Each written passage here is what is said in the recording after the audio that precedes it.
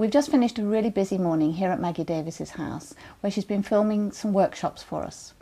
And she's very kindly agreed to do an interview, but I've also allowed her to have a cup of tea.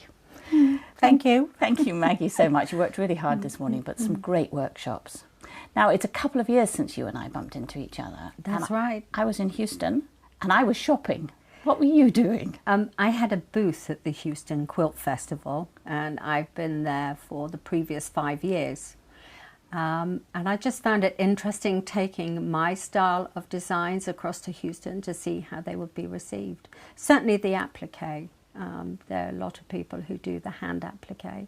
That's comforting in the States. That's comforting to know, because it's kind of, I think, is a bit of a hard sell here in the UK.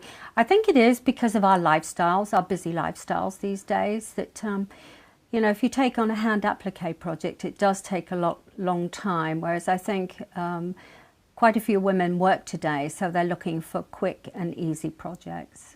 But you've actually done exactly that. You've converted some of your applique into quick, easy, and you just did the no-sew one with us. Yes. So that's obviously going to appeal to everybody. I think so. I think it goes across the board, that it's whether it's hand applique, bonded applique, or the new needle felted applique. They're quick, they're easy. I think they're appealing to a large volume of the women who do patchwork and quilting today, and I've just enjoyed them, and I've had to come up with something new because I've had quite a few hand surgeries over the last 18 months, and I haven't been able to do any hand stitching, which is the love of my life. That must have been really frustrating for you. Very.